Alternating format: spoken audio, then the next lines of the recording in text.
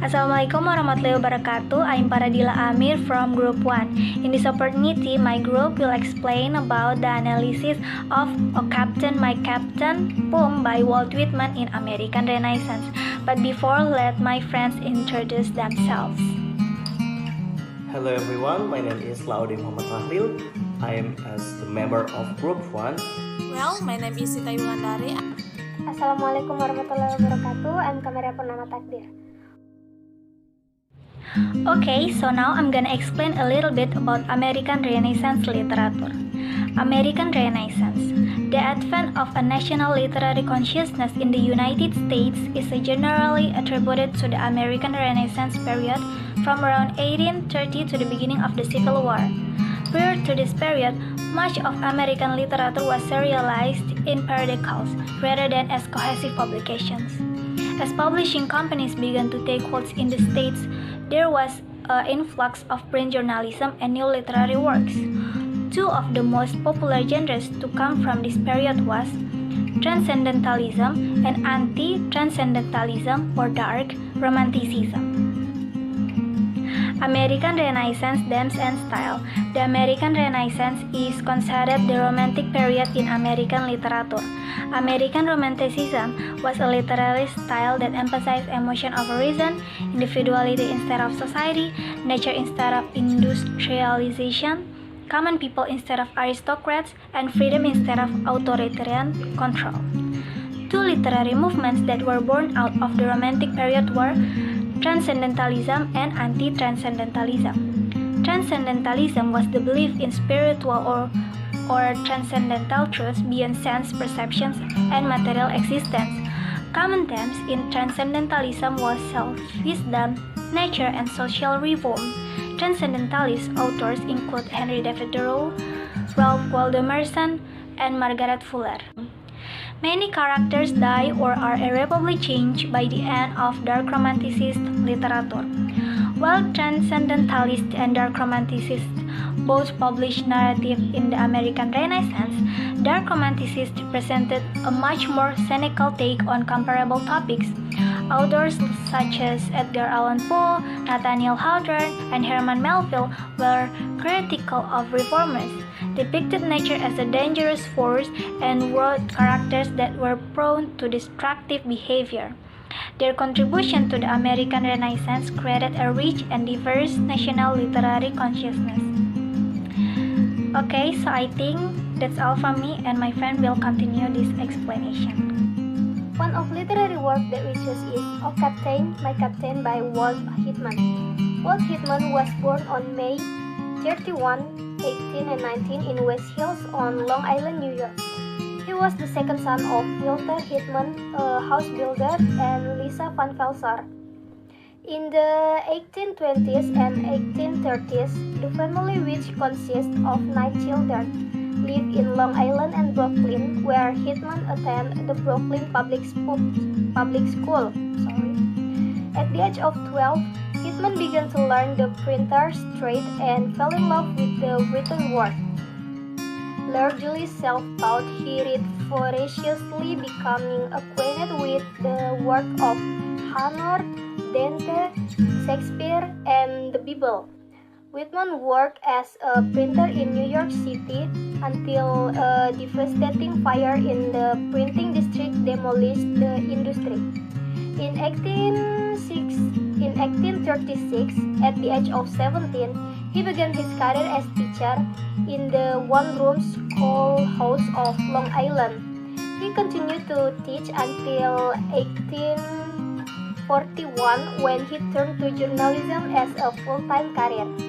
In 1848, Whitman left the Brooklyn Daily Eagle to become editor of the New Orleans Crescent for 3 months. After witnessing the auction of enslaved individuals in New Orleans, he returned to Brooklyn in the fall of 1848 and co-founded a Free Soil newspaper, the Brooklyn Freeman, which he edited through the next fall. In 1855, Whitman took out a copyright on the first edition, Two Leaves of Grass, which consists of 12 untitled poems and a preface. He published the volume himself and sent a copy to Emerson in July of 1855.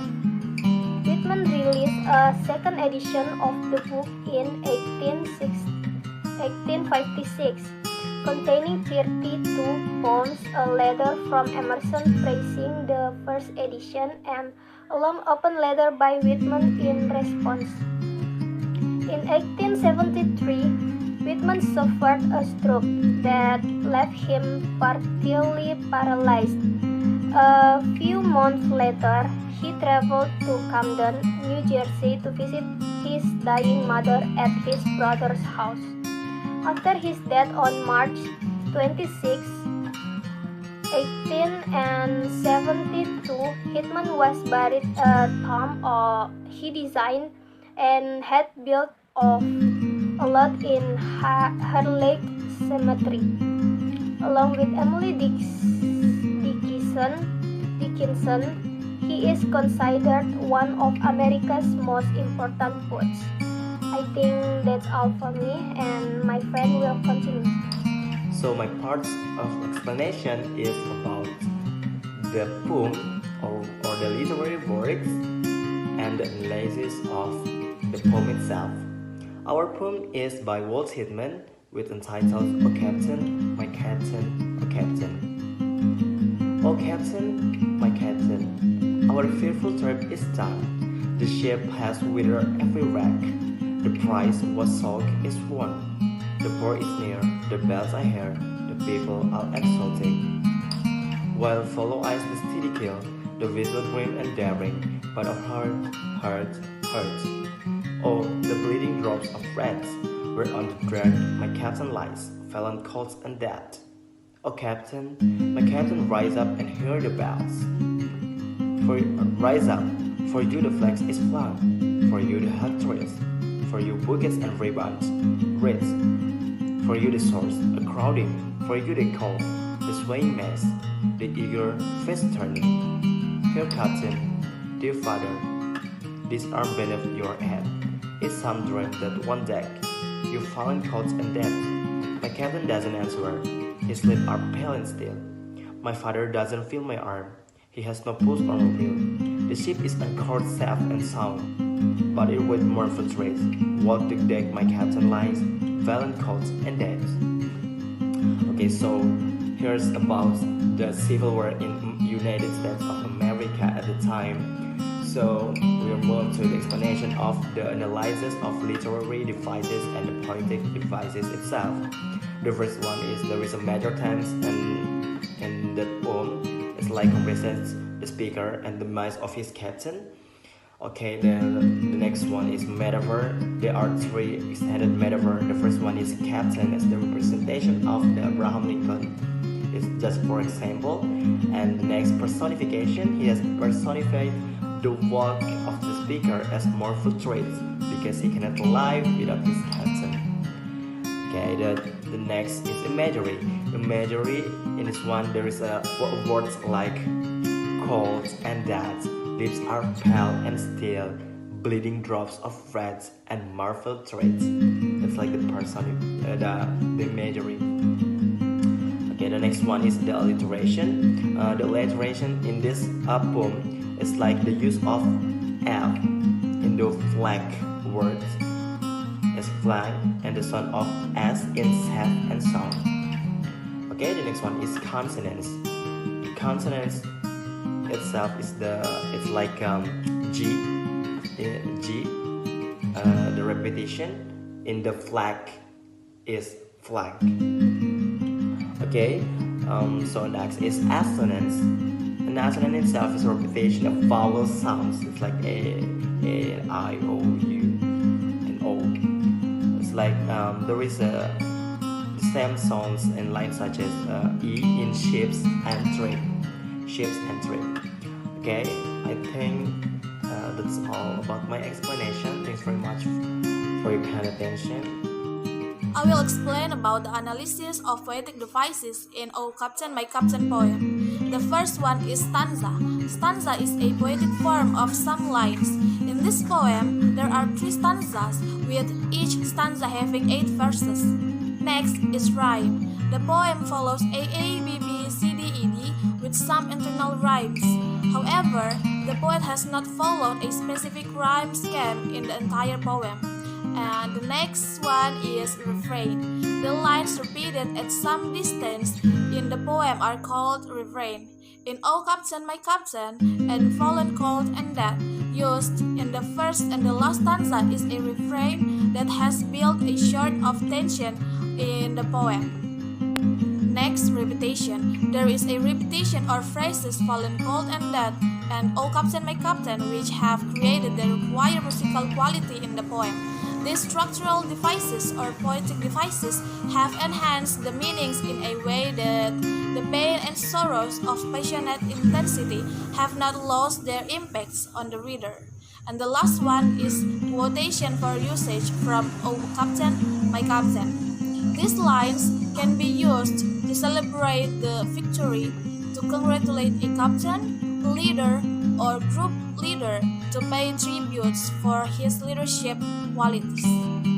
Next, I will explain about the correlation between the poem "Oh Captain, My Captain" with the lifetime at that period, which is Civil War. American Civil War, also called War between the States from 1861 to 1865, between the United States and 11 southern states. The North, known as Union, wanted the unity of the country and the end of slavery, while the South, known as Confederacy, wanted separation and the continuation of slavery. The war ended with a Union victory in 1865. The Civil War affected Walt Whitman's writing of "Oh Captain, My Captain." He saw Abraham Lincoln as a much respected hero to him, and he supported the fight to end slavery. Whitman was 42 years old when the Civil War started. He opposed slavery and supported the Free Soil platform, advocating that only those territories that outlawed slavery should be allowed into the Union as new state. Walt Whitman in "Oh Captain, My Captain" incorporates sadness over the death of Abraham Lincoln and happiness about the victory of the North and the end of the Civil War. "Oh Captain, My Captain" is an example of a threnody, which is a lament or elegy for the death. Walt Whitman was inspired by Abraham Lincoln, whom he considered to be the greatest patriot who ever lived. He was devastated by the fact that Abraham Lincoln was killed before he could see the country being united again and receiving any honors for his part in that. Whitman uses metaphors to convey the description of the Civil War era. He depicts America as a ship, the Civil War as a journey, and President Lincoln as the captain of the ship. The poem appears to be written by a sailor mourning his dead captain. Well, that's all from our group. We hope this video is useful for all of us. Thank you so much for your attention. Wassalamualaikum warahmatullahi wabarakatuh.